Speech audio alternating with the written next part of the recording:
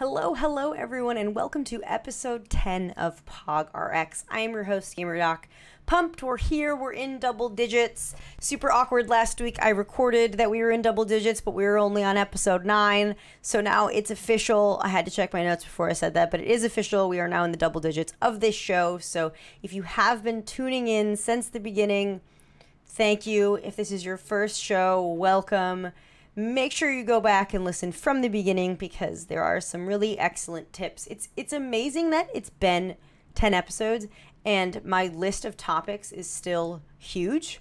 It's still huge. I mean, this space is just so untouched right now. There are so many components of performance, of health, of training that not only is no one talking about, but we haven't even thought about yet.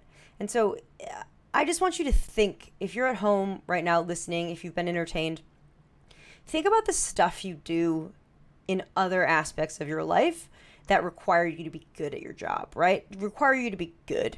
So if you have a full-time job that's not in esports, what do you do to be good at that job, right? You make connections, you network, you get a good night's sleep beforehand, you eat breakfast so you don't get hangry, or you don't eat breakfast and you do get hangry. There's all these things you put into doing a good job that all of a sudden we switch to esports and we forget that it happens, right? We switch to esports and we're like, I don't need to sleep. Why would that affect anything I'm doing? And the reason why I want you to think about this is not so I get more buy-in from you, but also because we need people thinking about those things, because I talk to these guests we have on and I have never even thought of this stuff before, right? Like, even if you're in the space, you don't know everything. We won't know anything for a very, very, very long time. So people at home, people listening, people like you are the ones who are pushing the field, because if you have a question, let's find the answers. DM me or figure it out on your own. Let's do it. GamerDoc, Twitter, _ at the end. And I think that's also important because that's where we get a lot of our ideas in the beginning, in a space that doesn't have a lot of data and information. So it's like, okay, how are you going to get better at video gaming?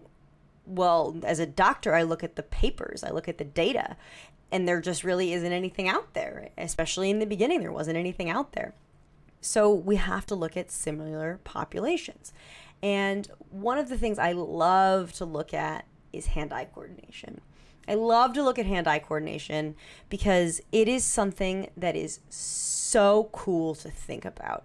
You know, I think I've talked about this in the show before, but watching what Braden Holtby did before, in between plays, right? He's a goaltender, used to be for the Capitals, or watching what Formula One drivers do to warm up their hand-eye coordination, their reaction time. And when I say hand-eye coordination, I mean how well your brain is communicating with your hands and telling it where to be in space, right? Someone chucks a ball at you as fast as they can. Your brain is not consciously reacting, right? Consciously, you're not saying, oh my God, that's gonna hurt. Let me put my hand up and grab it, right? Your brain is just reacting. Your hand is reacting. It's moving through space independently of what you are consciously thinking, and it catches the ball. Or you get hit in the face and then you're like, oh crap, I should have trained reaction time like GamerDoc said. This is super awkward. Now I have a black eye. But training hand-eye coordination is something that we can all do. We can all do it at home. And it's cool. Like, hand-eye coordination is one of those things, like if you can do the splits or if you can sing.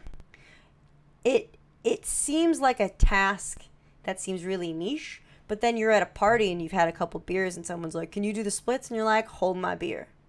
Or you go to karaoke and you get to whip out your amazing vocals. That's what hand-eye coordination is too, right? Like, whenever someone drops something and someone else catches it, right? What the Mr. and Mrs. Smith, anyone remember that? It's cool, right? Like, you want to be good at hand-eye coordination for a lot of reasons, but get better at gaming. There's one of them. But training hand-eye coordination outside of gaming is cool. There's lots of really good Instagram videos. They're called hand-eye coordination coaches, or just Google drills. I mean, I'm not going to go through the explanation of things you can do here. We can do that in a future PogRx, but look them up, figure it out. Another one that we can do is, if you want to perform an activity that's physical, you want to strengthen those muscles, right? You want to strengthen those muscles. And there's difference in types of strength that you need to perform activities. So there's muscles that need to respond quickly. Those burn out really easily, right? If you want to respond quickly, your fast twitch muscles, those can burn out really quickly. And so you want to strengthen those muscles and get more endurance in those muscles and make energy stores available to them more readily, right? So if you're trying to slam W key down 4,000 times in an hour, you want those muscles to react quickly, but you also want them to react quickly for longer periods of time. So strengthening your hand muscles for gaming is really important. And, you know, I'm all about having fun. It's really hard. The long-standing joke with all my friends is that I said I could be an Olympic athlete if I would have just practiced. But that's the thing, right? Like, I get bored easily. And strength training was never really something that interested me because, yes, having muscles is fun, but I can't go to the gym and lift for an hour. I just can't. I think it's boring. If you can do that, I love you. Good on you. You're amazing. You're better than me. But I have more muscles than I've ever had in my entire life right now because I've discovered rock climbing. Rock climbing is strength training for people with ADHD. I swear to God. Rock climbing is amazing. If you are a gamer or you are involved or you want to get big muscles and you can't strength train, I highly, highly, highly, highly encourage you to start rock climbing because it is so fun. It's so fun and it's such a good workout. Like for me, if I'm strength training and I'm supposed to do a set of 3 of 8 reps each time, by the time I get to set 3, I'm probably doing 4 reps, right? Set 2 might have been 6 reps. With rock climbing, you can't do that because you're halfway up the wall, you're like 15 feet in the air, and you're terrified of falling. And even if your muscles are starting to give out, you're not going to let go because you're terrified of falling, right? And that's just a fun little concept that makes you train harder. So if you are looking to get better at video gaming, I highly recommend you start rock climbing. You got to start slow. You got to make sure, talk to your doctor, go get screened for any injuries because you don't want to flare any injuries up. Like I flared up a middle finger injury.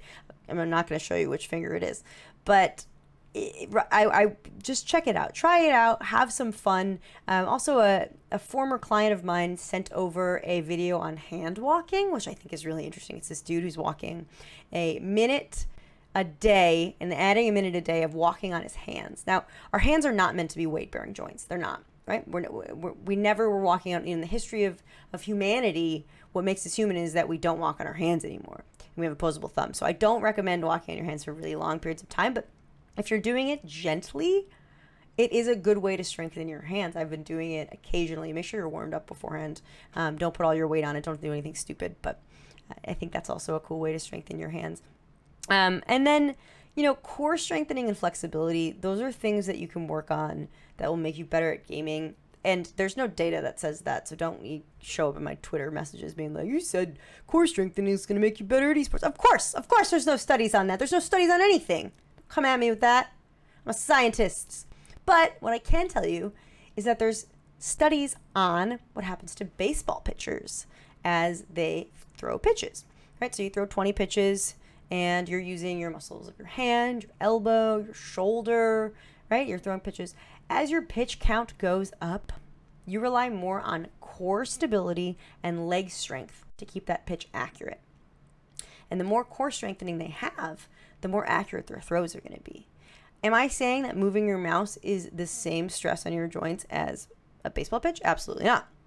But when it's hour 8 of your solo queue time, and your arm's starting to get fatigued, you might not notice it, right? It's not like your shoulder is hurting. Sometimes my shoulder does hurt when I'm doing aim training, but it's not like your shoulder is killing you and you're feeling fatigue, but you're starting to rely more on those proximal muscles like your shoulders and your stomach and your legs and your back to maintain your accuracy because those little muscles of your hand and your wrist, because you haven't been strength training, are starting to get tired.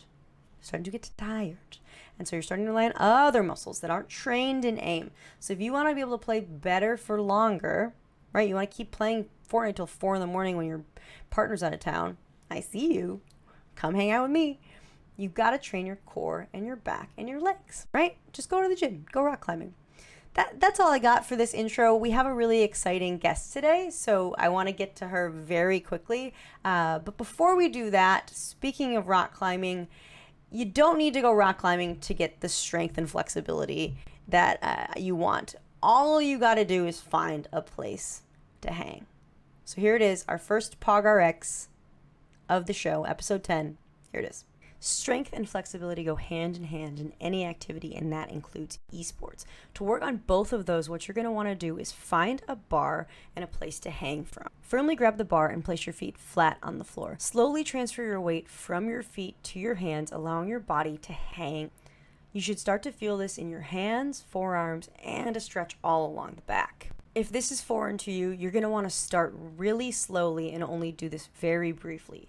Strength and durability in the hands and forearms is going to lead to improved performance and decreased injuries down the road. All right, y'all, you want to get better at gaming, you want to be healthier, hang loose, hang loose.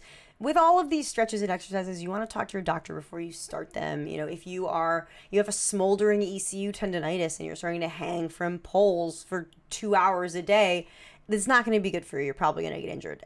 Whenever anyone talks to you about a strength and exercising program, you want to start very slowly and you want to stop if you ever have any pain, right? There's a difference between pain from like working out muscles, right? If you've ever done a sprint and you feel the burn in your legs, that's a different type of pain than if you are running without warming up and you feel a snap in your hamstring, right? There's a difference between those two types of pain. We can talk more about that in the future. But that is it. That's your PogRx. This is not medical advice. Let's get to it. Let's get to the guest. So our guest is Zyrith. So Zyrith is an esports behavioral analyst and performance coach. That is not all. They own MindFlex Coaching. She's worked with League of Legends talent, Valorant talent, FIFA, CSGO, has worked with Fnatic, TSM, and now is with CLG. Also, a really interesting facet of this person is they work with poker players, which is so interesting. I mean, if you think about the purses that is associated with, I'm not talking about like Louis Vuitton, I'm talking about the amount of money. It makes sense that they have these coaches. And it's funny that they have these before esports, really. So I think that's really cool. I'm excited to talk to her about it. So let's welcome our guest to the show. Zyrith, welcome to the show. As I said in your intro, you are a performance coach over at CLG and a behavior analyst. So, question, how do those two things make players better? Okay, thanks for having me, first of all. Well, it's been my thing from the very, very, beginning, when I was even, a teenager, going into high school. I had the thing for recognizing things in people, and I was this type of a person that people were always talking to. They were always happy to kind of, ask me, what would you do? What would you do here and here? And I was always the type of person that people were just naturally coming into. So it's I started my career in a business, but then, that competitive spark was always missing. And I started looking at esports with the first League of Legends tournaments and so on. And then I was like, okay, is my work, it's my theories, my actually, my natural instinct applicable there? And then with the first project, it turns out it's actually very applicable. So helping the players from all the soft skills that the team should be able to bringing into the table on a high competitive level, this is all I can do. So everything in terms of building a trust, building relationship, improving communication, preventing burnt out, and so on and so forth. I always tell my players that you play with your body, but you win with your head. So if your head is not right, then you will not be able to reach the peak performance. And this is my always my motto of my work. So if you're not stable, if your head is not stable, it's really difficult to be competitive over the years, because that's the key. And performance coaching is actually prevention. So if I can analyze the player and I can prevent things from happening, so prevent conflicts, prevent burnout, prevent communication mistakes, this is the good start. Unfortunately, lots of organizations nowadays treat performance coaching as tape on the wound. So when the body's bleeding, we just need to tape it out. Well, things can be prevented. So that's why it's super important to get to understand what is performance coaching and how to apply it in the esports environment. Yeah, and I think you're completely right. We see coaches and we see teams bringing in professionals after they've already had a problem, instead of like looking around in the space, realizing this is the trend, this is the future, and having people come in before the problems happen. So I want to touch it back on something you said, because you're not the first person on this podcast to mention soft skills, but we've never really specifically talked it out before, because it's funny that the things you're mentioning are like soft skills, and it makes it sound like they're less important, but like what you just said, they're way more important. But can you just explain the difference between hard skills and soft skills for everybody at home who might not know the difference? Yeah, absolutely. I mean, typical coaches bring to the team all stuff about macro games, about individual in-game skills, so like how to be perfect at the champion, at the rotation, at a specific composition, and so on and so forth. But people don't consider things as soft skills, so which is like communication, it's like awareness, preparation. It's also, understanding how the team operates, the motivation, what else? Like, self-awareness in terms of being confident, in terms of being prepared. Like, these are all the little aspects that you can master outside of the game. And awareness is a big thing in here, because if you know how to master them, then they will be like your natural instinct that you can apply along with the strategies, along with the macros that the coaches are giving you. So soft skills is like all the skills that are outside of the pure in-game knowledge that I can bring into the team. And coming from the business setting, like there are many performance coaches in the esport world, but all tend to specialize in specific things. So there are those that specific on the sport issues, on like typical mental issues. I specialize in the team building aspect and how to make teams perform better, because I've been a manager for like 7 years in a big corporation where I had more than 30 employees under me. So I've been recruiting, training, developing them, and that was a work under a really big pressure and in a stressful environment. And this is the same that is applicable into esport. So some of the theories that are applicable in sport and in business about team building, about building trust, accountability, solving conflicts, and so on and so forth. This is all like a big knowledge that is applicable through all the disciplines, whether that's a business, sport, or esport. But the thing is that you just need to have that understanding, what is esport and what the team needs in a specific moment, and just, apply it right away when you feel that, hey, something is not right in here. I think that the team building aspect is so overlooked in so many areas of esports, and I love that that's your focus. You actually wrote an article on how to be a good teammate, which I read and I love. And it's funny because when people think about, teammates, they're like, oh, how am I going to be a good teammate? They're like, oh, I got to play well. I'm going to play really well. I'm going to be a great teammate. But if I look back on the best teammates I've ever had in my life, none of them were the best players, right? They all had other qualities. So how do you be a good teammate? Well, the thing is that the more you understand that it's impossible to win a 5 players game individually, like if you realize that even though you're a very skilled person, but your communication fail, people don't trust you, you're a bad leader, and you're not looking after your teammates, you're not capable of sacrificing your own good for the greater good of the team will go nowhere.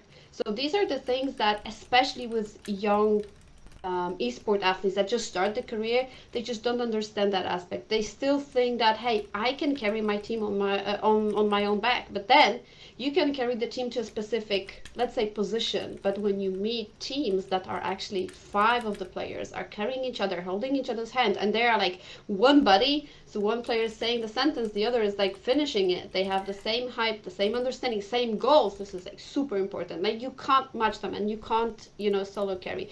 The big destructive power of a team is having internal goals inside of the team.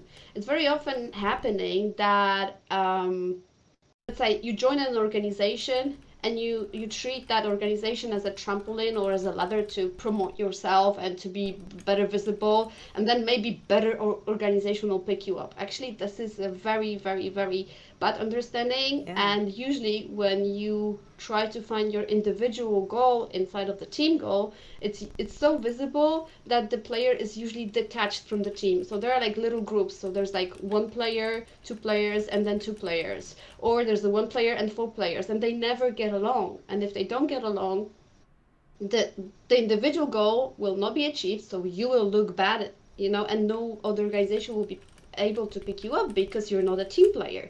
So I love the trend that right now when teams are building, teams, they're looking into this team aspect and just, clicking a lot together. I've been recruiting to many esport teams, and my thing is that I always look into this dynamic environment where you have a person that is pretty serious, when you have a person that is very vocal, when you have a prankster, like a person that is able to unload the pressure when it's needed. And also it's good to have a very calculated person in the team, so they all kind of complement each other, and they build like one big advantage instead of just pulling their own weight. Yeah. And that's a huge issue when team dynamics aren't, fluctuating. You're not going to win. It doesn't matter how highly skilled you are. I think a lot of that comes from, especially in North America, we don't have a clearly defined path to pro, right? If you want to be a pro league player, you're solo queuing for most of your life, and you're getting on teams. You don't have that dynamic like you would in football or soccer, where you're playing on a team since you're a little kid. And so you have someone who shows up and they're really good at the game, and they're an ADC, they get 25 kills, but you still lose, and they're blaming the jungler, they're blaming the top laner, they're blaming somebody else. But It's like, dude, you still lost. Like, doesn't matter how many kills you get if you still lost. Like, the accountability isn't there. So how do you take a player like that, right? A player who has his individual goal, because this is what you're doing, right? You're taking these players who are problematic and you're making them teammates. How do you, like, because if I'm on a team or I'm a coach and I have a player like that, it doesn't matter how good of a teammate I am if that guy's a trash teammate. So how do you take that personality and make it productive? I mean, first of all, I focus a lot on the self-talk. So what kind of self-talk the players are having. If the self-talk is like very negative, and what you said is like constantly blaming, my team was not good enough, my team was worse, I'm not skilled enough, or they were not skilled enough, and because of that we lost. So if the person is not looking into himself, then obviously I'm explaining the self-talk and the whole process about it, because the negative self-talk, it starts the cycle of failure. And once the team goes into the cycle of failure, there's no way back. So I'm trying to teach them the positive self-talk. So even though you lost, what was the value out of it?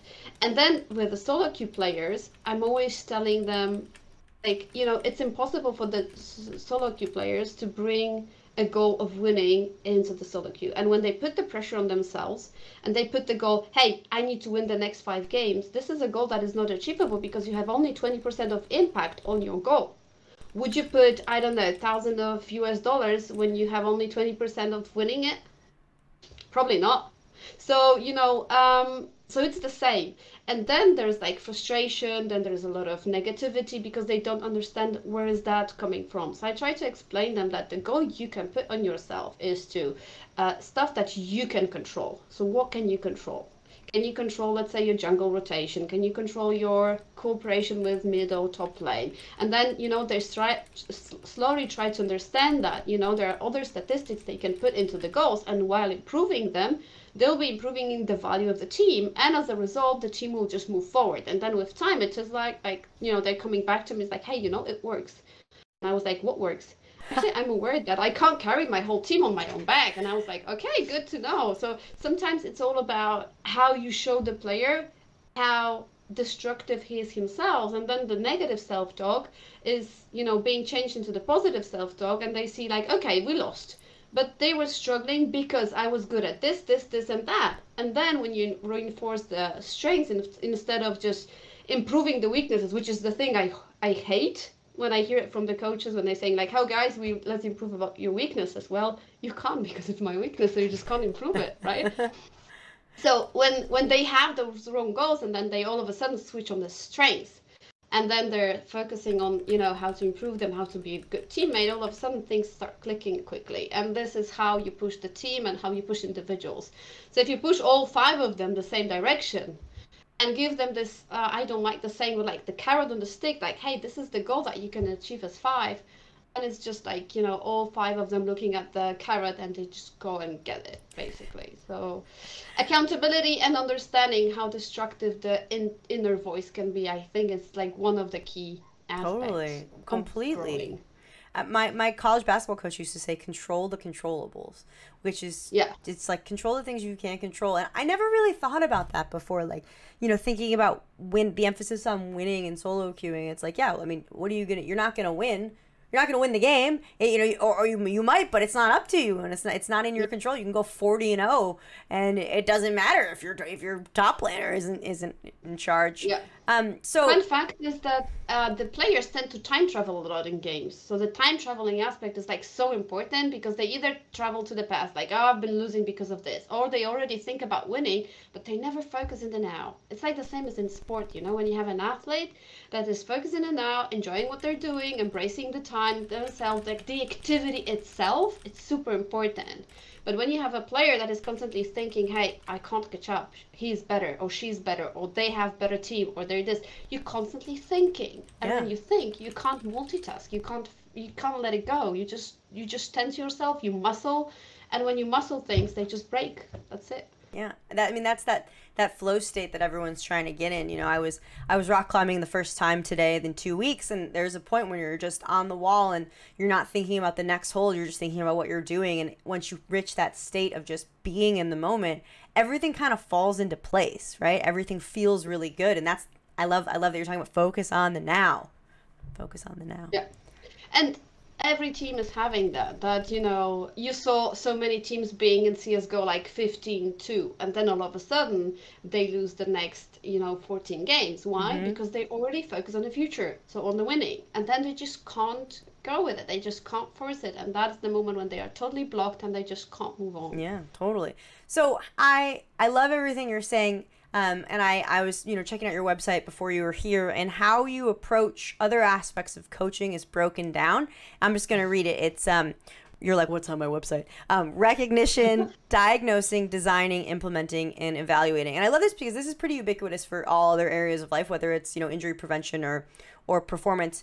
If you're going to design a solution, it has to be to an actual problem that exists. And then after you design that solution, you have to make sure it works, right? Yeah. So the first step, recognition, I really want to focus on because, in esports performance, in the world of esports, we're still kind of new, right? We're in our infancy, and for a lot of coaches, when you were in business, people were like, yeah, we have to be an efficient team to make money. But in esports, sometimes it's hard for especially the underfunded teams to be like, oh, I need a coach. Like, because they don't realize that they have issues, right? They don't recognize the fact that issues exist. So what are some of the most costly and common issues that you recognize from your perspective when you look at teams and players? First, that is coming to my mind as like the most common one is that lack of respect towards the coach, like from the team. Like this is the most common one, and it's usually because coaches, when they start work, and they have experienced players inside of the team, they're not strong enough to set them boundaries. And usually the experienced players, they always have that tendency to kind of be, let's say, managing the team in their own benefit. And when the coach is not strong enough to say, hey, no, because this is destructive for the team and environment, usually the conflict starts. And, the coach is trying to say, hey, maybe this, sometimes being firm and, having this first meeting when you have as a coach with a team is like super important. If you don't put a good perception of yourself, like being strong and being precise and showing them what you want and how you want to achieve them, then the team will just manage you. And very often in teams, when the coaches are young or they are just kind of growing, they're not presenting that. And obviously, if you're stronger as a person, as a player, more experienced, what would you do? You take over. And sometimes you just don't see the different perspectives. So this is like the biggest, one of the most common, let's say, recognition. The other one would be lack of trust. In team, there are different personalities. And sometimes, like very often, there are like two types of leaders in the team. One is the appointed leader, that is like, we have the most experienced person in the team, so we need to make him a leader, which is obviously the most okay, the worst thing that you can do inside of the team, because you should wait and check who is the natural leader in your team. So sometimes there is a conflict between the appointed leader and the natural one. So if time the natural leader is coming out and is trying to do good, but the appointed leader is being threatened, right? So what happens is that they kind of break the team usually, and they all have their favorites inside of the team. So you have groups inside of the team, and usually you have the person that is leaning both ways, but they don't know which side to pick. So I would rather be like, you know, away from the conflict. And the lack of trust and lack of having a goal and lack of having, let's say, unified vision of the team is causing a lot of conflict that are trust oriented. And that is also super, super important to look at when you compose a team, that sometimes we rush with picking up a leader. Whereas when we start working, we should give the team 2-3 weeks together, and then we should see who should be the leader, who has the skill, right? We should get to know the players. There are 5 different units, and if all of a sudden you make a wrong pick, then from the start your team will basically will not be ready to face the challenges that are ahead, because there will be conflict already. So as you see, performance coaching, prevention straight away. Yeah, it's not how you build the team, but how you let the team grow. And this is like the process of naturalizing the team and making it take their own way, right? Yeah. So this is the second thing. And the third one is like, it's about the expectations that are being set from the organization, I think. Very often the organization is, let's say, buying, let's say, not so experienced players. And not so expensive as well, because sometimes, very often, the price goes with the experience. But then they put on the team goal in terms of, guys, we are here, and let's say you have, you know, 5, maybe 4 young players and 1 experienced one, and then the owner is coming, is like, guys, okay, we are here, so I want you to be like top 3 team in Europe or in America. And the team is like, oh yeah, sure, let's go. And then the first 2 games are coming in and they're losing. So already the expectations are being, like, you know, are being such a big burden for the players, that instead of just following the positive cycle and getting into this positive self-talk, they already start thinking about being negative. Oh, we're not good enough, other teams are better than us, and they just fall into the negative cycle, which is usually ending up with, like, I don't know, like 15-0 or 0-15 or something like that, because they just can't get out of that drop themselves. And that pressure is so heavy that they just give up in the middle of a season, and that's it. Yeah. So yeah, I would say, like, these are top 3. I love those. I love those so much. So you also, you know, you're a god at League. You're good at Valorant. You have this whole rich coaching experience, business experience, but you also work with poker players, which is so interesting to me. So what kind of things do you learn, or have you learned from your poker players, that you've maybe been able to apply to esports?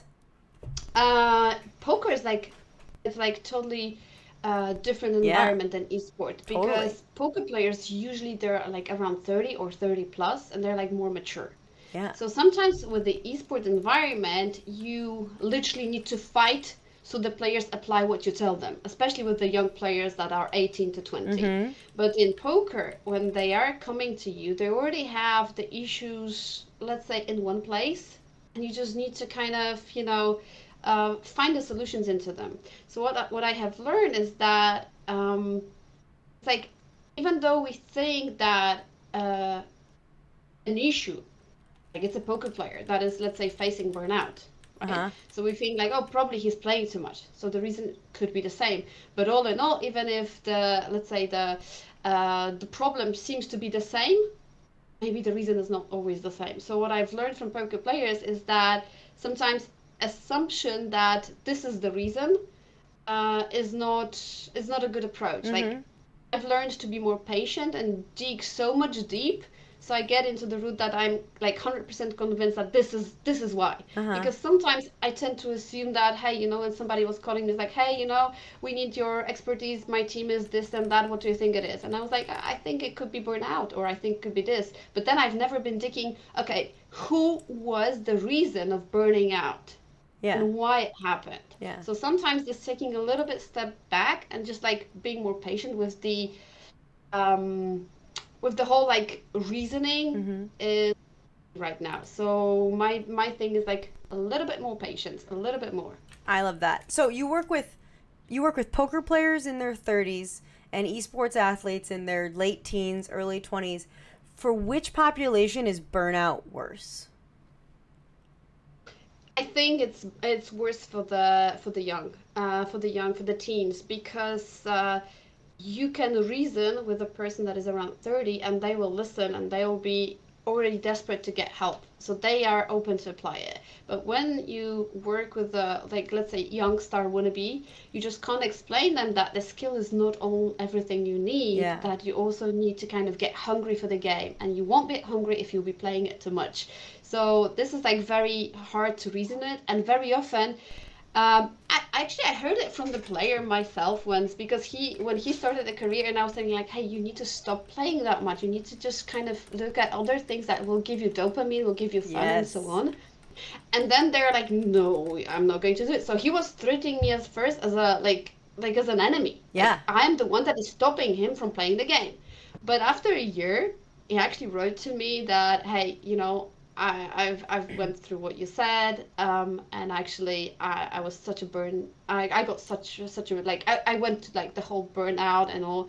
Like, you were so right about it. And actually that information was like, of course I was. You're like, of course I'm right. Yeah, but then, you know, it's all about how you understand. So I'm super happy that this person kind of figured out that. But the issue was that it was already too late, because he already had this label in esports environment that he's not motivated, not putting enough effort, and so on. So he ended up in the like lower leagues right now, and it's hard for him to get back. But sometimes you have this one shot that you need to take, and if you don't listen to people that, let's say, know your job, then it's like you're crossing your own career out, basically. That's such a hard concept to explain to players, especially when they're 18, 19 years old, that like, you need to play your game less.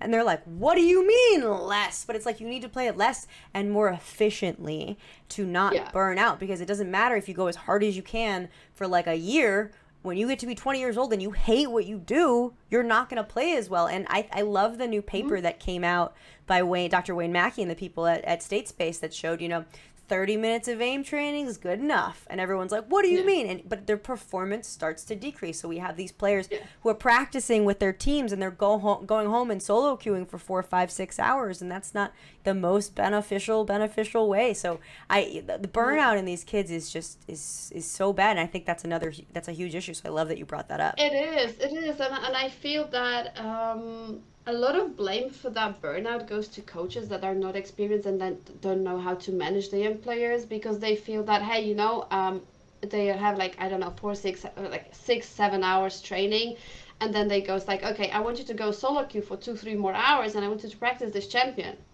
And I'm like, why are you doing it to him? Like, he's already had like 8 hours of work, and you want him to work even harder. It's like, you know, and especially this is happening at the very beginning of a season. So the teams are firing up. And you probably noticed the trend that usually the hardworking teams at the very beginning of a season, they're always having results. But then with time, in the middle of a season, they're all dropping because they're overworked. And the spark is no longer there. The chemistry is no longer there. And they're just fed up with, you know, things that are coming. And the one loss is enough to get them off the track. And that's it. That is why 60% or even 65% of my work usually in teams is working with coaches, and sometimes it's like 30-35% is enough to work with the players, just to show them the direction. And if the coach is, let's say, responsible enough, they'll just know how to apply and how to show them the direction they should be in. And in here it's like sometimes easy as that. I couldn't agree with you more. Okay, my final question of the podcast is the same thing I ask everyone. So the name of our show is Pog Prescription, because I have a weird sense of humor. And it's, you know, the things that you can do that if you were to write down a prescription, you know, this isn't medical advice, what would it be to make people better? So I want you to give us one thing, it can only be one thing, that people can implement today to be better at gaming tomorrow. Control your dopamine. Okay. That would be my thing. Yeah. Okay. Can you elaborate on that for me? Yeah, I mean, dopamine is like the so-called hormone of happiness, but it's not a hormone, of course. But it's like, you know, the more you do stuff and the more repetitively you do them, the less dopamine your body produces. So if you kind of get the dopamine from other sources than your regular job, so it's like, I don't know, hiking, climbing, biking, playing basketball with friends, whatever, the more hungry for doing your regular job you are, and then basically if you have all those issues, then you just can't wait to get back to get the job and just start doing it. But if you don't do it and you only sit in front of the computer for 12, 13, 14 hours a day, the amount of dopamine your body will be releasing while doing the job will be low. So with time, you will see a lot of stuff like lower motivation, lack of focus, because low level of dopamine, this is all like causing like low motivation, lack of focus, sometimes pre-depressive stages as well, communication gaps. It's also taking away from you all the relationships that you have, and relationships are super dopamine boosters. So when people are telling you stuff, hey, you're good, or you're looking good today, or it was fun to hang out with you, then our body's like just exploding and we want to show ourselves, and it's reinforcing our confidence. So the more dopamine sources you have around you, the more confident you are outside of the game, but that translates into the game too. So that is super important to be aware about it and to control it and to make sure that that confidence grows along with the sources of dopamine you have around yourself. I love, so before I went to med school, my background was in neuroscience and specifically neuroendocrinology. And I love dopamine because it's our source of reward, right? It's that really active in our insular cortex, and it's if you get a reward, it's that high. It's, you know, it's the reason people have gambling problems, is because of the dopamine feedback. Hey, poker players. Yeah, poker players, and that's the reason why I think gaming can be so, you know, rewarding, is because there is a risk, right? Am I gonna not win this game? Am I gonna win this game? There's the risk, and then you get that dopamine high. But, you know, after a time, any hormone, if you're flooded with it, is gonna get desensitized. And because there's less of a risk and there's so much of it, you get less of a reward. So having other aspects are so important, like you're talking about diversifying your dopamine sources. Yeah, you can't eat the same pizza for 2 years. No, you cannot. Like for a month. No. It's easy as that. But if you get other foods as well, that's still favorite pizza will stay as, you know, your best one. So yes, I love it. I love it. Well, this has been an absolute pleasure. So your Twitter handle has been below you this whole time, so people know where to find you on Twitter. But is there any other things you want to call attention to? Any things you want to talk about? The floor is yours. I mean, the only thing I want to kind of jump in, especially on the players that are starting their careers, is that remember, the guys, that you have one shot and make sure that you use it. And there are people around you that are willing to help you, not to kind of prevent you from succeeding. So trust them. Yeah. That's it. Yeah, exactly. Trust your coach. Trust the person who is literally paid to make you play better. Yeah, that is so true. Yeah. We're on the same boat. We're on the same boat. Right. Well, it has been an absolute pleasure having you on the show. Thank you so incredibly much for being here, and I hope you have a wonderful week. Absolutely. Thank you so much, and have a fantastic week too. All right, y'all. Xyrath wants you to diversify your sources of dopamine. And what we mean is you have to have different outlets. You have to have different sources of satisfaction, because if you are so focused on League of Legends and you're only playing League of Legends and you're playing League of Legends 12, 14, 15, 16 hours a day, you are going to get burnt out. You're not going to enjoy it as much. We saw it so much with the competitive Fortnite scene. So much of the competitive Fortnite scene about a year and a half ago, when everything just went kaput. So do not fall to the same fate as those players. What happened to Tfue? What happened to all of those other players who I can't think of right now? You know, longevity of esports is really important, because we all love this so much. We all love playing video games so much. And when you finally get a career in video gaming, it's amazing. And you want to throw your entire weight and effort into it, and you're so motivated. But if you're not thinking smartly, if you're not thinking intelligently, you're going to get burned out. It happens to everyone if they're not training and working efficiently. So keep your passion your career, and don't turn your passion into your job, right? Turn into your career. That's all we've got for our show today. This has been episode 10 of PogRx, and I am your host, GamerDoc. If you want more, go check out those last episodes, and make sure to give me a follow on Twitter, GamerDoc_. Have a happy and a healthy week. Thanks for tuning in. We hope you enjoyed this show. For more information, follow GamerDoc on Twitter at GamerDoc_. And please remember, nothing in this video is medical advice. Yes, I am a doctor, and yes, you may need help. But this is the internet, and this is for entertainment and informational purposes only. Thank you, and have a very nice day.